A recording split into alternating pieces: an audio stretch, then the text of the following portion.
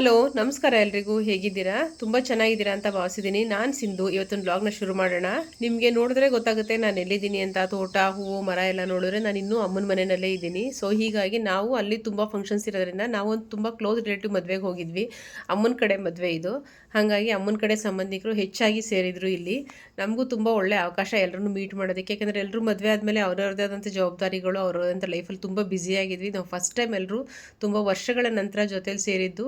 ಇವಾಗ ರಿಸೆಪ್ಷನ್ ಎಲ್ಲ ಮುಗಿಸಿ ನಾವು ಮತ್ತೆ ಬೆಳಿಗ್ಗೆ ಮದುವೆಗೆ ಹೊರಟಿದ್ವಿ. ನಮ್ಮ ಅಮ್ಮನ ತಂಗಿದಿರು ಮತ್ತು ಅವ್ರ ಸೊಸೆಂದರು, ಅವ್ರ ಮೊಮ್ಮಕ್ಕಳು ಎಲ್ಲರೂ ಒಟ್ಟಿಗೆ ಸೇರಿದ್ದು ತುಂಬಾ ಖುಷಿಯಾಗಿರುವಂಥ ವಿಚಾರ ಇದು. ನಾವು ಬೆಳಿಗ್ಗೆ ಬಂದು ಚೌಟ್ರಿಗೆ ಎಂಟ್ರಿಗೆ ಆಗೋಷ್ಟೊತ್ತಿಗೆ ತುಂಬ ಟೈಮ್ ಆಗೋಗಿತ್ತು. ಇಡ್ಲಿ ಪೊಂಗಲ್ ಎಲ್ಲ ಖಾಲಿಯಾಗಿ ವಾಂಗಿಬಾತ್ ಒಂದು ಉಳ್ಕೊಂಡಿತ್ತು. ಸ್ವಲ್ಪ ತಿಂಡಿ ಮಾಡಿ ನೀನು ಊಟಕ್ಕೆ ಟೈಮ್ ಆಗುತ್ತಲ್ಲ ಅಂತ ಹೇಳಿ ಸ್ವಲ್ಪ ಟಿಫನ್ ಮಾಡಿದ್ವಿ. ಇವರೆಲ್ಲ ಅಮ್ಮನ ಕಡೆ ರಿಲೇಟಿವ್ಸು, ತುಂಬ ಕ್ಲೋಸ್ ರಿಲೇಟಿವ್ಸ್ ಅಂತಂದರೆ ತುಂಬ ಹತ್ತಿರದವರು.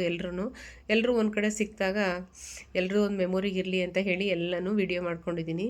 ತುಂಬ ಖುಷಿ ಆಯಿತು ಎಲ್ಲರ ಜೊತೆ ಸೇರಿ ಮಾತಾಡಿ ಎಲ್ಲರೂ ನೋಡಿ. ನಮ್ಮದೇ ಜೀವನದಲ್ಲಿ ನಾವು ನಮ್ಮ ಜಂಜಾಟಗಳು, ಮಕ್ಕಳು, ಮನೆ ಜವಾಬ್ದಾರಿ ಅನ್ನೋದರಲ್ಲಿ ನಾವು ಇದನ್ನೆಲ್ಲ ಸಂಬಂಧಗಳನ್ನೆಲ್ಲ ಮರ್ತೇ ಬಿಟ್ಟಿರ್ತೀವಿ. ನಮ್ಮ ಅಮ್ಮನ ಕಡೆಯಲ್ಲಿ ಉಳ್ಕೊಂಡಿರೋಂಥ ಹಿರಿ ಜೀವ ಅಂತಂದರೆ ನಮ್ಮ ಅಮ್ಮನ ಸೋದರತ್ತೆ. ಇವರೊಬ್ಬರೇ. ನಮ್ಮ ಅಜ್ಜಿ, ತಾತ ಎಲ್ಲರೂ ತೀರ್ಕೊಂಡ್ರು, ಇವರೊಬ್ಬರು ಉಳ್ಕೊಂಡಿದ್ದಾರೆ. ನಮಗಂತೂ ತುಂಬ ಖುಷಿ ಆಯಿತು. ಅವ್ರಿಗಂತೂ ಸಿಕ್ಕಾಬಟ್ಟೆ ಖುಷಿ. ಅವ್ರು ನೋಡಿದ ತಕ್ಷಣ ಎಲ್ಲರೂ ನೋಡಿ ನಮ್ಮ ಕಡೆಯವ್ರು ಎಲ್ಲರೂ ಸೇರ್ಕೊಂಡಿದ್ದಾರೆ ಅಂತ ಅಜ್ಜಿಗೆ ಒಂಥರ ಏನೋ ಒಂಥರ ಸಖತ್ ಖುಷಿ ಅಂತ ಅನ್ನಿಸ್ತು ಪಾಪ. ಸೊ ಇವಾಗ ಮದುವೆ ಎಲ್ಲ ಶಾಸ್ತ್ರ ಎಲ್ಲ ಮುಗಿಸಿ ಇವಾಗ ಒಂದು ಗ್ರೂಪ್ ಫೋಟೋ ತೊಗೊಳ್ಳೋಣ ಅಂತ ಹೇಳಿ ಎಲ್ಲರೂ ಆದಷ್ಟು ಸೇರಿಸೋ ಪ್ರಯತ್ನ ಮಾಡಿದ್ದೀನಿ. ಎಷ್ಟು ಜನ ಸಿಗ್ತಾರೋ ಗೊತ್ತಿಲ್ಲ. ಎಲ್ಲರೂ ಅವ್ರವ್ರದ್ದೇ ಬ್ಯುಸಿನಲ್ಲಿ ಮಕ್ಕಳು ಮೊಮ್ಮಕ್ಕಳ ಜೊತೆ ಬ್ಯುಸಿಯಾಗಿ ಹೋಗಿದ್ದಾರೆ. ಆದಷ್ಟು ಸೇರಿಸಿ ಒಂದು ಫ್ಯಾಮಿಲಿ ಫೋಟೋ ತೊಗೊಳ್ಳೋಣ ಅಂತ ಹೇಳಿ ಮದುವೆ ಎಲ್ಲ ಮುಗೀತು. ಮದುವೆ ಹೆಣ್ಣು ಗಂಡಿಗೆ ಮದುವೆ ಚಿಂತೆ ಆದರೆ ಉಳಿದವ್ರಿಗೆ ಏನು ಚಿಂತೆ ಅಂದರೆ ಊಟದ ಚಿಂತೆ ಅನ್ನೋ ಥರ ನಾವೆಲ್ಲರೂ ಇವಾಗ ಮದುವೆ ತಾಳಿ ಕಟ್ಟಿದ್ದೆ ಆಯಿತು. ಎಲ್ಲರೂ ಊಟದ ಕಡೆಗೆ ಬಂದ್ವಿ. ಇದು ನಮ್ಮ ಅಮ್ಮನ ಅಣ್ಣನ ಮಕ್ಕಳು ಇವರೆಲ್ಲರೂ. ಅವ್ರ ತಮ್ಮ ಅಣ್ಣನ ಹೆಂಡತಿ ಇನ್ನೊಬ್ಬರು. ಸೊ ಇದೆಲ್ಲ ತೊಗೊಂಡು ಎಲ್ಲ ಊಟ ಗೀಟ ಎಲ್ಲ ಮುಗಿಸಿ ಇವಾಗ ಮತ್ತೆ ಪುನಃ ಊರ ಕಡೆ ಹೊರಟ್ವಿ. ಊರ ಕಡೆಗೆ ಬಂದು ಮತ್ತೆ ಪುನಃ ಸಂಜೆ ಸ್ವಲ್ಪ ಇವರೆಲ್ಲ ಅಮ್ಮನ ತಂಗಿದಿರು, ನಮ್ಮ ಚಿಕ್ಕಮ್ಮದಿರು ಎಲ್ರಿಗೂ ಸ್ವಲ್ಪ ಸಂಜೆ ಬೇಗ ಅಡುಗೆ ಮಾಡಿ ಊಟ ಮಾಡ್ಕೊಂಡು ನಿಧಾನಕ್ಕೆ ಹೊರಡಲಿ, ಬಸ್ಸಲ್ಲೇನು ಹೋಗೋ ಅವಶ್ಯಕತೆ ಏನಿಲ್ವಲ್ಲ, ಕಾರಲ್ಲಿ ಹೋಗೋದಲ್ವ ಅಂತ ಹೇಳಿ ನಾವೇ ಫೋರ್ಸ್ ಮಾಡಿ ಕರ್ಕೊಂಬಂದ್ವಿ. ಎಷ್ಟೊತ್ತಾದರೂ ರೀಚ್ ಆಗ್ಬೋದಲ್ಲ ಅಂತ ಹೇಳಿ ನಾವು ಬೇಗ ಬೇಗ ಅಡುಗೆ ಮಾಡ್ತಿದ್ವಿ. ನಮ್ಮ ಆಂಟಿ ಇನ್ನೊಬ್ಬರು ಹಿತ್ತಲಲ್ಲಿ ಕೂತ್ಕೊಂಡು ಫೋನಲ್ಲಿ ಮಾತಾಡ್ತಿದ್ದಾರೆ.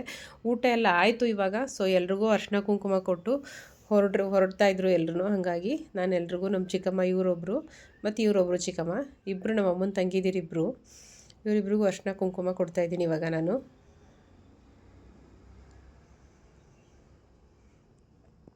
ಯಾರೇ ಆದರೂ ಅಷ್ಟೇ, ಎಲ್ಲರ ಕುಟುಂಬದಲ್ಲಿ ದೊಡ್ಡವರಾಗಲಿ, ಬಡವರಾಗಲಿ, ಶ್ರೀಮಂತರಾಗಲಿ, ಮಧ್ಯಮ ವರ್ಗದವರಾಗಲಿ ಅಟ್ಲೀಸ್ಟ್ ವರ್ಷಕ್ಕೊಂದ್ಸಲನಾದರೂ ಎಲ್ಲರೂ ಕುಟುಂಬದವರು ಎಲ್ಲರೂ ಒಂದು ಕಡೆ ಸೇರಿಕೊಂಡು ಕಷ್ಟ ಸುಖಗಳನ್ನ ಹಂಚ್ಕೊಂಡು ಮಾತಾಡಿಕೊಂಡು ಎಂಜಾಯ್ ಮಾಡೋದೇ ಒಂದು ಖುಷಿ ಅನಿಸುತ್ತೆ. ದಯವಿಟ್ಟು ಯಾರ್ಯಾರು ಮಿಸ್ ಮಾಡ್ಕೋತಿದ್ದೀರಾ ಎಲ್ಲರೂ ಇದನ್ನೆಲ್ಲ ಮಿಸ್ ಮಾಡ್ಕೊಳಕ್ಕೆ ಹೋಗಬೇಡಿ. ಬಡತನ ಇರಲಿ, ಸಿರಿತನ ಇರಲಿ, ವರ್ಷಕ್ಕೊಂದ್ಸಲ ಎಲ್ಲರೂ ಒಟ್ಟಾಗಿ ಸೇರಿಕೊಂಡಾಗ ತುಂಬ ಅದರಲ್ಲಿ ಏನೋ ಒಂಥರ ಖುಷಿ ಸಿಗುತ್ತೆ. ಏನೋ ಒಂಥರ ಮನಸ್ಸಲ್ಲಿರುವಂಥ ಭಾರ ನಮ್ಮ ಮನಸ್ಸಲ್ಲಿರೋದನ್ನು ಹೇಳ್ಕೊಬೋದು, ಒಬ್ರಿಗೊಬ್ರಿಗೆ ಹಂಚ್ಕೋಬೋದು ಕಷ್ಟ ಸುಖಗಳನ್ನ.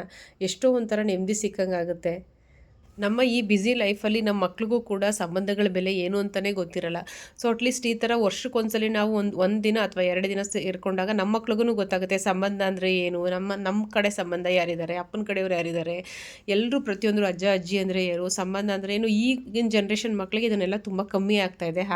ಹಾಗಾಗೋದ್ರಿಂದ ಪದೇ ಪದೇ ಈ ಥರ ಅಟ್ಲೀಸ್ಟ್ ಒಂದು ವರ್ಷಕ್ಕೊಂದ್ಸಲನಾದ್ರು ಸೇರಿಕೊಂಡ್ರೆ ಮಕ್ಳಿಗೂ ತುಂಬ ಅಟ್ಯಾಚ್ಮೆಂಟು, ಒಬ್ರಿಗೊಬ್ರು ದೂರ ಆಗಲ್ಲ. ಸೊ ಹಾಗಾಗಿ ನಂದು ಇದೊಂದು ಅಡ್ವೈಸ್ ಅಂತಲೇ ಹೇಳ್ಕೊಬೋದು ಎಲ್ರಿಗೂ. ಸೊ ಸಂಜೆ ಎಲ್ಲರೂ ಹೋಗಾದ್ಮೇಲೆ ಇದು ಅರಿಶಿನ ಶಾಸ್ತ್ರ ನಮ್ಮೂರಲ್ಲೇ ಹಳದಿ ನೀರು ಹಾಕ್ತಾ ಇರೋದು ಇವಾಗ. ನಾನಂತೂ ಎಲ್ಲರ ಜೊತೆ ಒಂದಾಗಿ ನಾನು ಒಬ್ಬಳಾಗಿ ತುಂಬ ವರ್ಷಗಳಾದಮೇಲೆ, ಯಾಕೆಂದರೆ ನಾವು ಆ್ಯಕ್ಚುಲಿ ಕರ್ನಾಟಕದಲ್ಲಿ ಇರ್ತಿಲ್ಲ, ಬೇರೆ ಅಲ್ಲಿ ಇಲ್ಲಿ ಅಂತಲೇ ನಮ್ಮನೆಯವ್ರದ್ದು ಟ್ರಾನ್ಸ್ಫರ್ ಜಾಬ್ ಆಗಿರೋದ್ರಿಂದ ನಾವು ಬೇರೆ ಬೇರೆ ಕಡೆ ಸ್ಟೇಟಲ್ಲಿ ಇರ್ತಿದ್ವಿ. ಸೊ ಹಾಗಾಗಿ ಎಲ್ಲರೂ ಮೀಟ್ ಮಾಡೋದು ತುಂಬ ರೇರ್ ಆಗ್ತಿತ್ತು. ಬಂದರೆ ಅಮ್ಮನ ಮನೆಗೆ ಹೋಗೋದು, ನಮ್ಮ ಅತ್ತೆ ಮನೆಗೆ ಹೋಗೋದು, ನಮ್ಮ ಯಜಮಾನ್ರ ಮನೆಗೆ. ಸೊ ಇಷ್ಟೇ ಆಗ್ತಿತ್ತು. ಇನ್ನೆಲ್ಲೂ ಅಟೆಂಡ್ ಮಾಡ್ತಿರಲಿಲ್ಲ, ಯಾವ ಫಂಕ್ಷನು ಅಟೆಂಡ್ ಮಾಡ್ತಿರಲಿಲ್ಲ. ಈ ಸಲ ಅಂತೂ ತುಂಬಾ ಸಿಕ್ಕಾಪಟ್ಟೆ ಎಂಜಾಯ್ ಮಾಡಿದೆ, ತುಂಬ ಖುಷಿಯಾಯಿತು. ನಿಮ್ಮೆಲ್ರಿಗೂ ಇಷ್ಟ ಆದರೆ ನಮ್ಮ ಚಾನಲ್ನ ಲೈಕ್ ಮಾಡಿ, ಶೇರ್ ಮಾಡಿ ಮತ್ತು ಸಬ್ಸ್ಕ್ರೈಬ್ ಮಾಡ್ಕೊಳ್ಳಿ. ನನ್ನ ಮಗ ಇವತ್ತು ಅವ್ರ ಅಜ್ಜಿದು ಫೋಟೋ ತೆಗಿತಿದ್ದಾನೆ. ಸೊ ಒಳಗಡೆ ತುಂಬ ಲೈಟ್ ಕಮ್ಮಿ ಇದೆ, ಹೊರಗಡೆ ತೆಗಿಯೋಣ ಅಂತ ಹೇಳಿ ಅವ್ರ ಅಜ್ಜಿ ಫೋಟೋ. ಮತ್ತು ಇಲ್ಲೂ ನಮ್ಮ ಚಿಕ್ಕಮ್ಮ ಒಬ್ಬರು ಹಾಲು ಬಿಸಿ ಮಾಡ್ತಾ ಇದ್ದಾರೆ. ಸೊ ಇದು ರಿಸೆಪ್ಷನ್ದು ಕ್ಲಿಪ್ಸು. ಇದು ನಮ್ಮ ಚಿಕ್ಕಮ್ಮನ ಮಗಳು, ನನ್ನ ಮಗ ಮತ್ತು ನಾನು. ಇನ್ನೊಂದು ಇದು ರಾತ್ರಿ ಬಂದು ಹೊರಟೋಗಿದ್ದಂಥ ನಮ್ಮ ಅಮ್ಮನ ಕಡೆ ರಿಲೇಟಿವ್ಸ್. ಇದು ಬೆಳಿಗ್ಗೆ ಬಂದಿರಲಿಲ್ಲ. ಸೊ ನಿಮ್ಗೆ ಇಷ್ಟ ಆದರೆ ಲೈಕ್ ಮಾಡಿ, ಶೇರ್ ಮಾಡಿ. Thanks for watching.